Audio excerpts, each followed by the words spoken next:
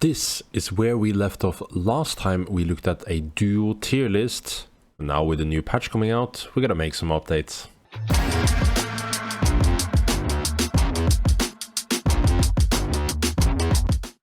To start this tier list, one thing we always need to look at, when you look at the previous ones I made as well, check them out if you haven't, Oath has been nerfed. I don't think Oath is a must pick anymore. Now the thing that makes him a lot weaker is one, his healing is down, his CC is down, and his shield up down is down. The main thing is the shield up time. With this, Oath has a lot more punish windows. When his shield first gets broken, if you continuously pressure him, it is extremely hard to get the shield back up again. That doesn't mean Oath is dead or bad by any means, but good teams will be able to punish those windows, making him not a hard counter to everybody just running over anybody you want. You still have the damage, you still have some good CC, but the shield is a huge part of his kit. With this, I do think he goes down lower to the B tier. I do think there are hunters that are now better. You can argue maybe he's still top of B, something like this.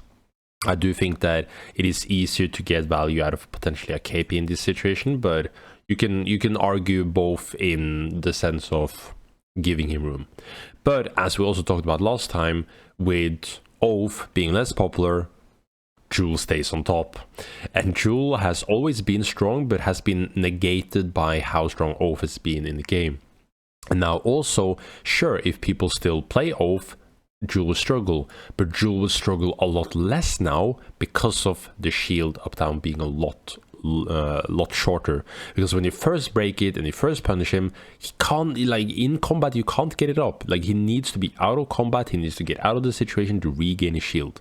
So everything relies around, can you take the shield down? Then Joule alone can't do that. She really struggles with that. But this comes to the duo list.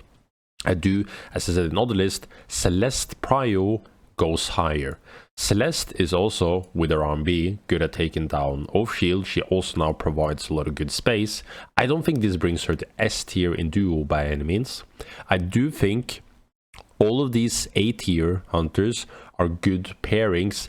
Maybe not Seth, like if you meet, like if you're Joule Seth and you meet an Oath, you might struggle a little bit. But I do think all of these hunters are still top tier in their respective roles for duo. You can pair multiple things up with them and it'll still feel really good. Seth did get a nerf, but I don't think this pulls him down enormously a lot. His healing is down and he can't really spam his RMB, which I think is a good thing, but his output, his damage, his overall mobility is still really good, so I'll still keep him in the bottom 8 tier for now. Other things that change is Brow. Because of the more explosive, ranged hunters being popular in the more poke meta, Brow gets more room to play his game.